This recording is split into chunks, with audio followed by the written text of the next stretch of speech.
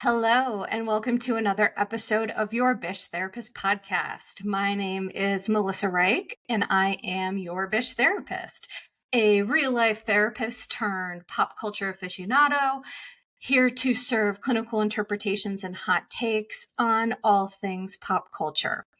Today's episode is, for me, a long time coming. At the end of pretty much every episode, I kept talking about wanting to talk about the Murdaugh murders, and surprise, that is what I am here to do today.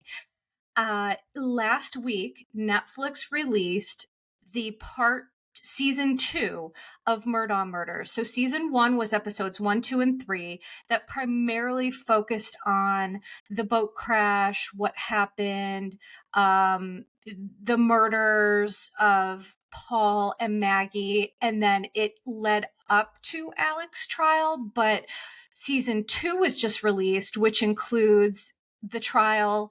And so to be clear, if you don't want to know what happens, or this does contain spoilers for those of you who want to watch and don't want to hear what might be going on.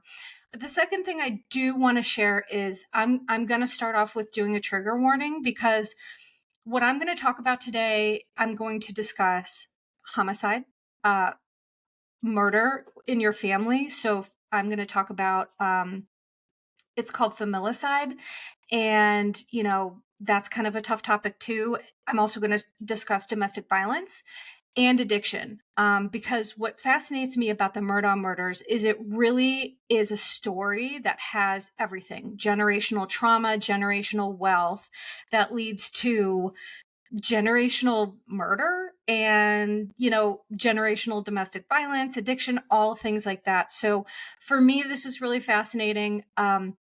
So my plan is to discuss the family tree. As I mentioned, that will help kind of give everyone an idea, because everyone in that family's named Buster or Randolph. So it was confusing for me watching. So I have the family tree. I have an extensive list of the names of the people who were involved, both victims and otherwise.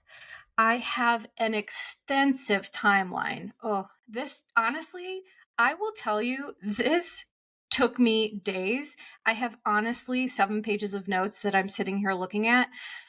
So bear with me, because it is a lot of information, but I was just really focused on wanting to get a full timeline.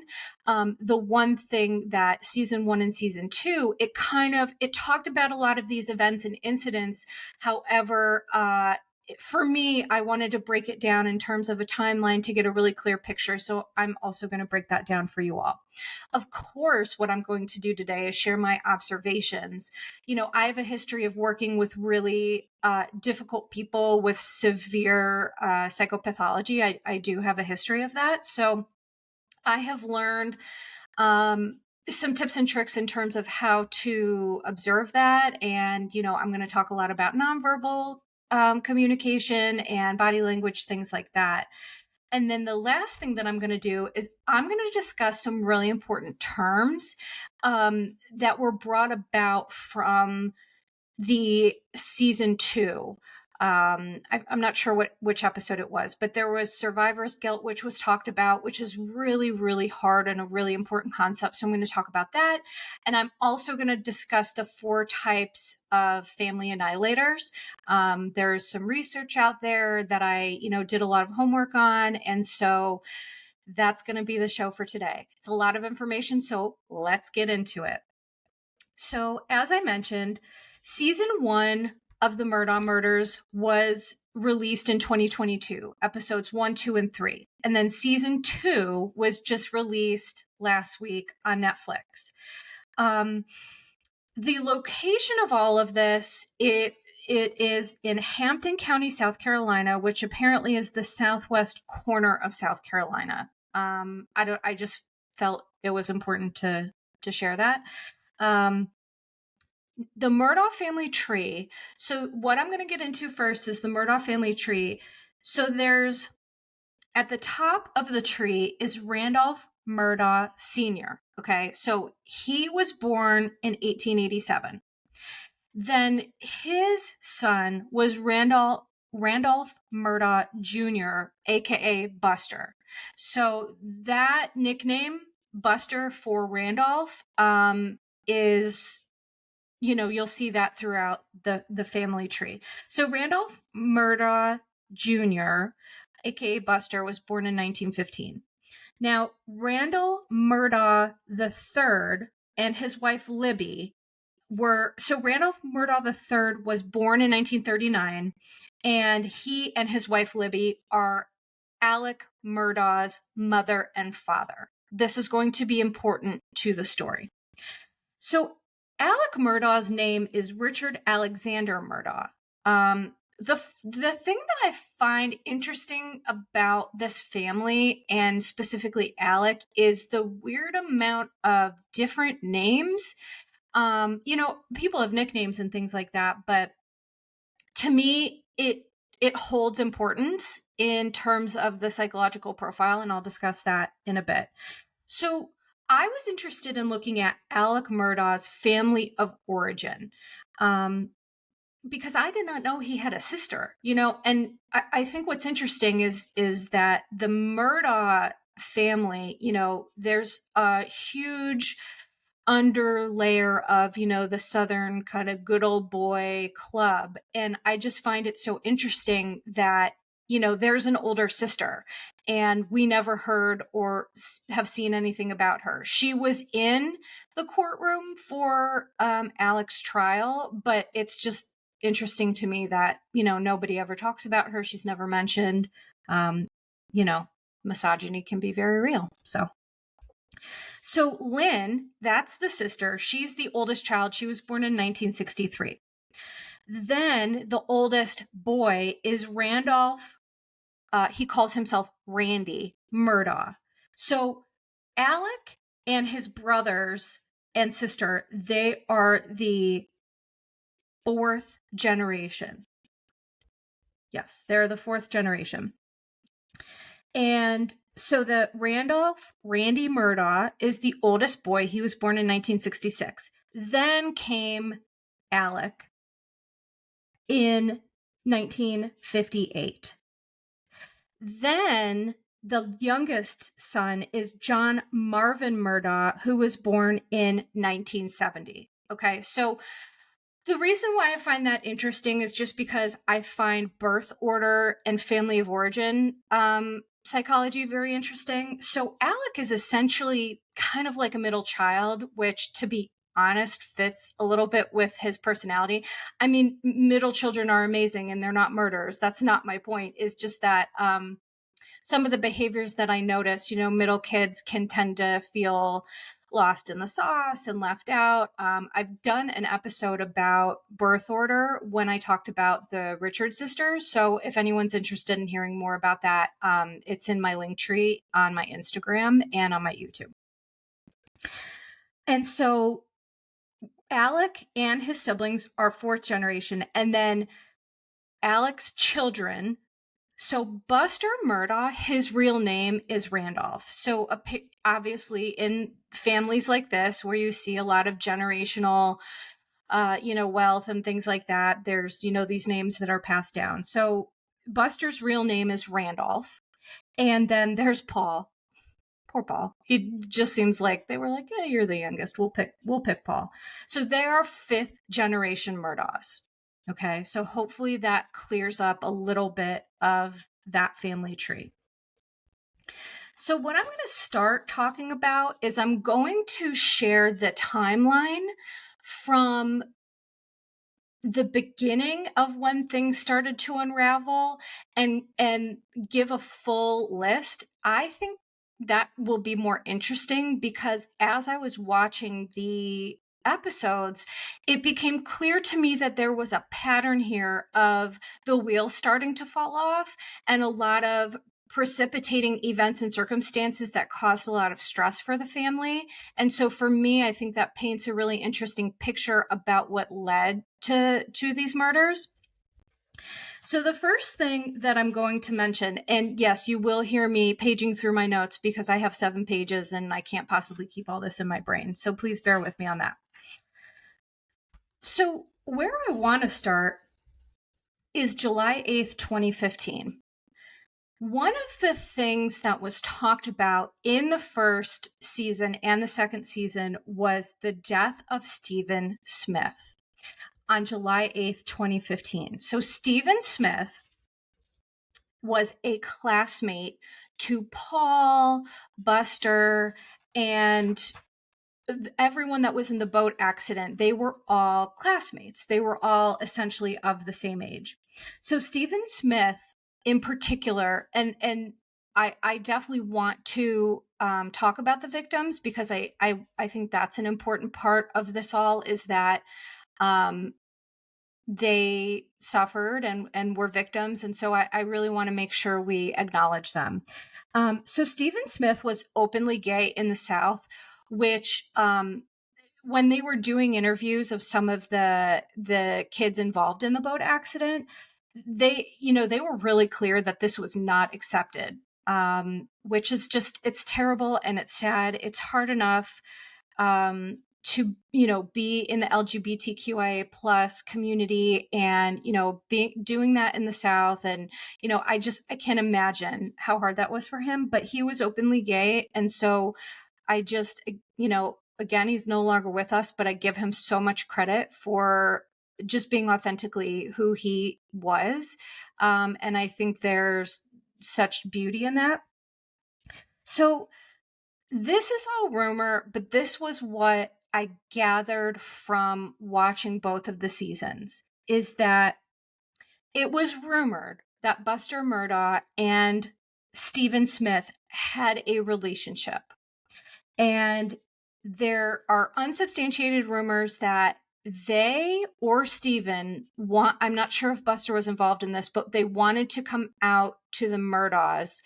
And as I just mentioned, not only would that have not been acceptable because of being in the South, but, families like this with generational power and wealth and privilege, the privilege of it all is probably the most important part, is that they see things like this somehow as, scandalous and unacceptable. And, I have to be careful what I say about that, but I just think that that's crazy. So Stephen Smith, nobody essentially really knows what happened to him. But what we do know is that Stephen's car broke down on the side of a rural road in Hampton County. Okay. He was then found in the middle of the road, dead. No, his clothes were intact, his shoes were intact. He had, massive head trauma, and he was found dead. So initially, everyone came out in droves to kind of figure out, well, what happened here? We cannot, this is our community. We cannot let this go unsolved. And then all roads started to lead to the Murdaughs. And then guess what happened? Oh my gosh, everything just disappeared. You'll see with this family, there are just things that continued to get swept under the rug. And, clearly the Murdaughs had people in their pockets. That has been proven. So this is not an accusation. That has been proven. The Murdaugh family, they got away with a lot until they didn't. So Stephen Smith, it was alleged that people believe that he called Buster or someone for a ride. Nobody knows what happened. Nobody knows who killed him or how he died. But clearly there are very suspicious circumstances around it. And it was ruled, I believe it was ruled a homicide. It certainly wasn't an accident. The main reason for that is his clothes and his shoes were intact. So when people get hit by cars and that's how they die, usually, unfortunately, their belongings, shoes especially, will be from the force, from the impact, will be found in other places. And that wasn't the case with Stephen. So it was just really fishy circumstances. Okay, so going back to the timeline, let's not forget this was July 8th, 2015. Okay, so there's a couple of quiet years where I'm sure things happen, but it just wasn't newsworthy, noteworthy, what have you. Then we're going to skip to January of 2018. So in January of 2018, Alec, took out a commercial insurance policy on his home, which is named Moselle. I guess so. I didn't grow up rich, and I'm from Chicago, so I'm also didn't grow up in the South. But what I find interesting is that I don't know if it's just rich people who name their homes, or if that's like a Southern thing. For those of you listening, if you know the answer, please reach out. But I do find it just so funny and interesting that everyone's homes like had their own names. So their main property was called Moselle. And in 2018, he took out a commercial insurance policy on it. And then February 2nd of 2018, Gloria Satterfield. One thing I have to say too is, side note, is when I'm human, and so when I start recording this, I get anxiety about making sure I'm saying people's names right, and then the correct way to say it just flies out of my brain. I have been prepared. I've practiced this many times. It's just anxiety, and it's just part of the job. So Gloria Satterfield was the Murdaugh. She did a lot of things for them. She helped raise Paul. She was the kind of house manager. I think she'd do some housekeeping, maybe some cooking. She was a nanny to the kids for 20 years. And this is very important. This woman was a part of their family for 20 years. Okay. And then February 2nd, 2018, Gloria falls down the stairs at Moselle, and there are 911 tapes that they play and all of that. I'm not going to get into that. You can watch it. But Gloria unfortunately passed away 2 days later in the hospital. Okay. So Alec, at the time, he claimed that he was going to sue himself to get the funds for Gloria had 2 young sons. Okay, so this was February 2nd, 2018. Then we're going to jump to February 24th, 2019 was the boat crash. Okay, so I'm going to just give a real basic overview of that because that was really covered very well, which it should be, because the young woman who died and the young folks who were involved, their lives are forever changed. So they should get the bulk of the attention about that. So the boat accident was on February 24th, 2019, in which Mallory Beach unfortunately died in the incident. So Mallory Beach was the victim, and then the other people involved, Anthony Cook was Mallory's boyfriend, and he was also Paul Murdaugh's best friend. I think they lived in a small area, and so it was kind of one of those things where they had been friends for a long time. Everybody knew each other, that sort of thing. Miley Altman was Mallory's best friend since kindergarten. And honestly, watching her talk about losing her best friend, I mean, I cried so many times throughout this, throughout the show, because it's just so devastating to see people who their lives are forever altered because of this family. Morgan Dowdy was Mallory's best friend and Paul Murdaugh's girlfriend for 4 years prior to the boat accident. And that's going to become important as well. Then there was Connor Cook, who was Miley's boyfriend. And Connor, the Murdaughs tried to say that Connor was driving. And that was later disproven due to, there's technology they do when these things happen. So they did recreations, and there's, physics, and there's all these different things involved. And so, you can't just say anymore, oh, well, this guy did it. They figured out that the person driving the boat was Paul Murdaugh. Okay. So Connor was the one, though, that he tried to blame it on. All of these people had injuries from the crash. And unfortunately, Mallory was the only one who passed away. When they got thrown in the water, Mallory hit her head and unfortunately drowned. And she wasn't found until 7 days after the boat crash. Okay. So February 24, 2019 was a boat crash. 7 days later, Mallory's body was found. Okay. Now, I don't know the exact month, but there's two other main events that happened in 2019 that you can tell it kind of accelerated, and in my opinion, it accelerated the tragedy that was about to happen. So the first one is that May 2019, 3 months after the crash, Paul finally got charged for his role in Mallory's death. And there was just all this privilege around it, which really angered me and a lot of other people. So he got charged, but he didn't go to jail. He wasn't in handcuffs. He got to take a regular mugshot with his, dapper shirt and what have you. And he was released on $50,000 bond. And $50,000 bond, if you only have to put up 10% of that, obviously the Murdaughs had that in spades. Well, supposedly. But I mean, anyone could pay a $50,000 bond for the most part.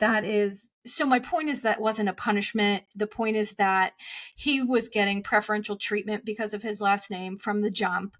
And, I found that very interesting. So in 2019, again, I'm not sure exactly of the month, but there was a lawsuit filed to investigate possible misappropriated settlement funds in the death of Gloria to the tune of $4.3 million. Okay.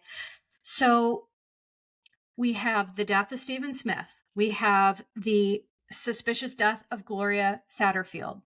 Now we have the boat crash, and we have a lawsuit about these misappropriated settlement funds for Gloria and her sons. Okay. You see how this is building here. Then the timeline jumps to May of 2021. This was something I caught. I don't know if a lot of people caught it, but I had to rewind it a couple of times. Rewind again. What am I, 1,000 years old? Trial. Wowza. If that does not say something about how privilege makes you feel that you are entitled and that you can just do whatever you want and have no consequences, because up until this point, it seemed that the Murdaughs did do whatever they wanted and had little to no consequences. So, I think Paul was a product of his environment, but I mean, that is certainly just yikes squared. Okay. So May 2021, not only was he caught trying to bring alcohol on board prior to the pending trial, there were clips of him, getting pulled over by local police for speeding, recklessly speeding. Of course, he never got held accountable for that. Driving erratically, drinking and partying.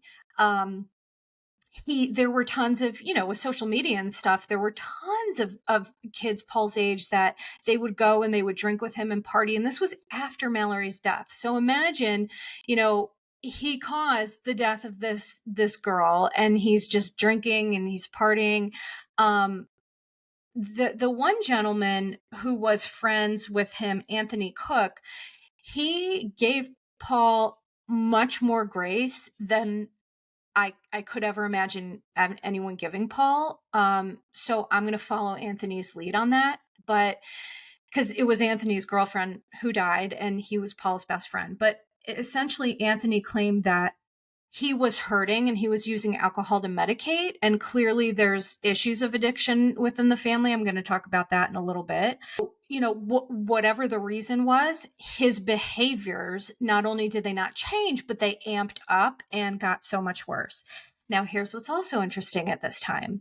Buster was expelled for plagiarism, which, I mean, again, the entitlement of that, I've done a lot of school. I've done undergrad, graduate work. There's no shortcuts. And people who grow up in families where there's privilege and, there's lack of accountability for actions, it's not surprising that that's the route that he took. Also, that was a little tidbit that was just like kind of barely mentioned, but I really wanted to, slap the sauce on it. So not only was Paul trying to bring alcohol on board again, partying, Buster was expelled for plagiarism.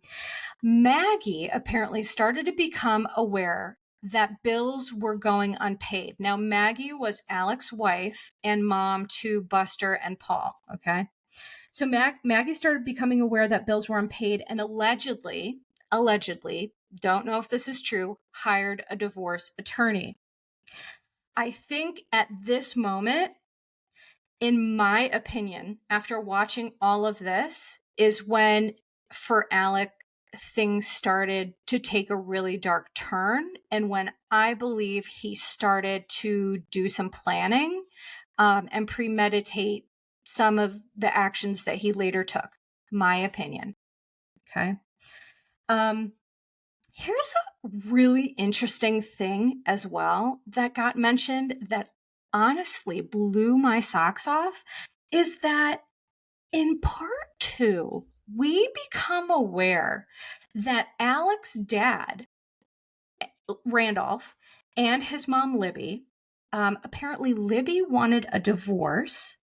And when she asked Randall for the divorce, Randall, Alex's dad, published her obituary.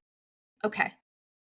So can we stop for a second and realize that he wrote it. He wrote it to intimidate Libby into staying. Okay. B, it was published.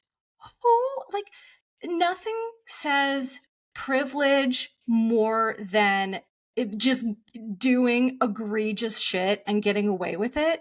So it was allowed to be published in the local paper, this woman's obituary, who she was alive and well. And it was a very poorly veiled threat of this is what happens when women leave the Murdaughs. They die. If that's not foreshadowing, I don't know what is. I really don't. I think that in the Murdaugh family, there was a ton of misogyny, and women were, they were pieces. They were pieces. They were property. They were something to have ownership, power, and control over. And again, I think that's a really important part of the clinical interpretation of this, because if that's what Alex's dad did, can you, in public, by the way, can you imagine what the granddad and the great granddad, what that was like? Because what I can promise you is that what people are willing to do or show in public, what they're willing to do privately is much, much worse. I can promise you that. So the fact that he did this publicly, I cannot even imagine what went on privately for these women in these families. And when this was talked about, Maggie, I believe, mentioned it to Paul's girlfriend, Morgan, okay? Almost like as a warning sign, or it was interesting how it was talked about, but I just found it so fascinating that it's like, again, these women were so scared of these men that she couldn't even have a conversation with her teenage son's girlfriend about, beware of my son. It is truly mind-blowing. And again, we don't know specifically exactly what happened, but I mean, there's enough clues here to be able to really paint a good picture.